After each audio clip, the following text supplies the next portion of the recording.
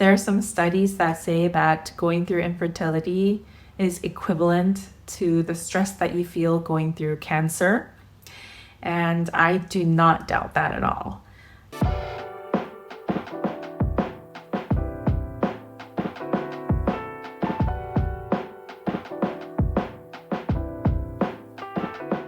Hello ladies, thanks for stopping by. My name is Helen. If you're new here, welcome.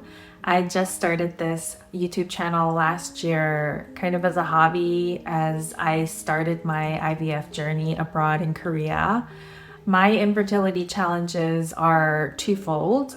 I am advanced maternal age, but as if that's not enough, I do have DOR, diminished ovarian reserve, therefore very low AMH.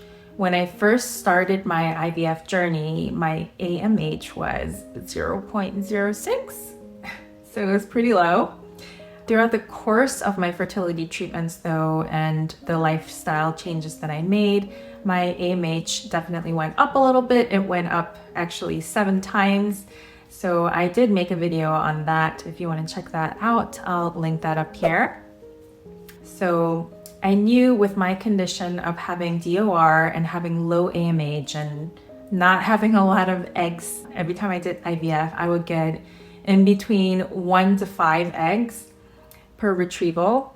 So I knew that I needed to do multiple cycles and I needed to do back-to-back cycles if I wanted a shot at getting pregnant. So I'm not going to get too deep into detail about my entire IVF journey because, it's a long story. But, to make a long story short, I did have many rounds of IVF and I did go through several transfers and had a couple of chemical pregnancies. And yeah, I'm still not done. I'm in the middle of it, but I am currently taking a break. During my break, I am definitely still helping a lot of women from all over the world with my business that I started. I wanted to make myself as useful as possible while getting IVF. I knew that it was going to be a long haul, and so I started a service with other women who have also been through IVF in Korea. We banded together and we started helping women from all over the world travel to Korea for affordable and advanced care for IVF. So if you're interested in something like that, then I will link my website up here and you can reach out to us if you have any questions or if you need any free guidance in coming to Korea for IVF. So I wasn't going to make a video this week, but here I am. One of my subscribers reached out to me and asked me for some advice on what to do and how to deal with it when your friends and family have pregnancy announcements. I had so much empathy for this individual and I know exactly what she's going through. And I have dealt with it before many times. So I decided to just make a video on it. So today I'll talk about pregnancy announcements and how to deal with them. I have had, I think, over 10 friends now announce their pregnancy while I was trying to conceive. It's been quite the journey, and a lot of the times I am really happy for my friends. Actually, I'm happy for them every single time. But I think 2 things can be true at the same time. You can be really happy for your friends, but also really sad for yourself because it is a trigger and it is a reminder that you're not where you need to be. So let me tell you a little story. One of the more recent announcements really hurt me, and I'll just tell you the story so that I can just share how I've dealt with it. So I have a couple of really good friends. They're a married couple, and we travel with them. We love them, and hopefully they're not watching this video because it's not meant for them at all. They have always been there for me, and I so appreciate them. But I think the timing of their pregnancy announcement and the way that it was done really broke my heart. I had just gotten off the phone with my doctor's office, and about an hour later, my friends, they messaged me and asked me if my transfer worked out. Of course, I had to say, no, it didn't work out. I tried to put on a brave face and I tried to be really positive. So maybe they didn't know that I was crushed. But I let them know that it didn't work out, and they consoled me and said that they were really sorry. An hour or two later, they come back and they message me again. By the way, we're pregnant and we haven't been telling you because we didn't want to stress you out. But it's getting to the point where if we don't tell people, then they're going to get mad at us. I honestly did not know how to respond to this, but my initial reaction was to just congratulate them. But the timing of this announcement, just to me, it wasn't even like a public announcement. It was more, letting me know that they were pregnant. The timing, on the same day that I found out that my transfer didn't work out, I had no more embryos left. I really wished that they would have been more sensitive about the timing of telling me. They had held off for so long not telling me. Any other day would have been better than that day.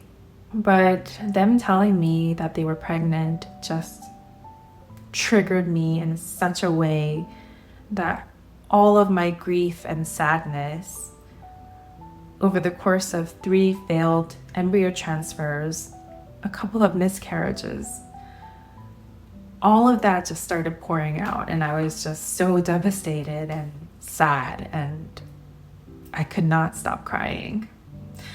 I've never been such a big crybaby in my life. I still remember during that time, I would just wake up in the middle of the night and just start crying.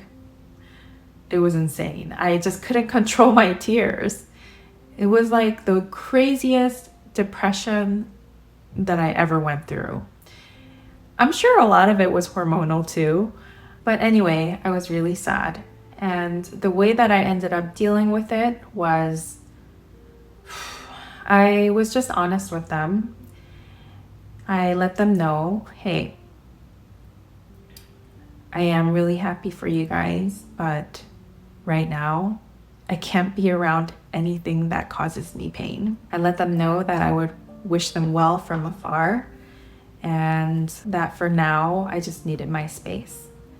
And so that happened a few months ago. I still have not talked to them, but sometimes you need your space, and sometimes it's okay to just surround yourself with certain people who will cater to your sensitive needs in that moment. I think it's okay to be selfish as you're going through infertility. When you go through several failed IVF rounds and have a couple of miscarriages, and I've had a total of 3 now. When you go through all of these things, you need people around you who will just put that extra thought and care into what they say to you or when they say it to you. I'm very sure that in the future we'll come back around and become close friends again. It's just that the timing is a little off right now. She's pregnant. She's probably sensitive in her own ways. And, I have my own things that I'm going through. So I think it's okay to just have a little bit of distance. It doesn't mean that you don't love your friend. I still love them so much. And I still care for them, and I wish them so much happiness. And I do congratulate them. But when you're going through something this hard, you need to put yourself first.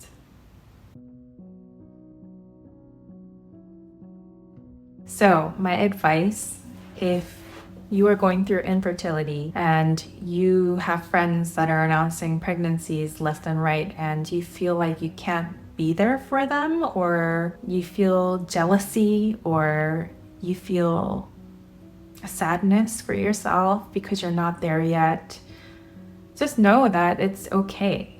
We're human. We feel all these things because we're human.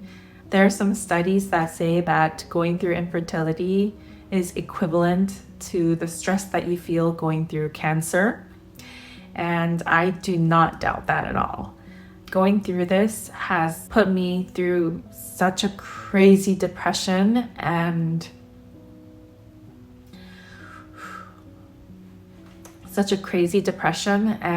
just anxiety and sensitivity that I never knew that I could get to that level. I never knew that I could ever be like this, but it has brought me there. I'm still trying to get out of it. I'm not gonna lie.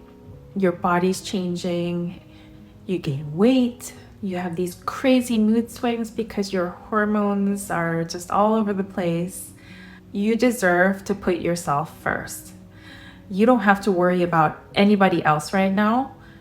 Right now, you are number one. Take care of yourself and your mental health. Do what makes you happy in this moment, because that's all that matters.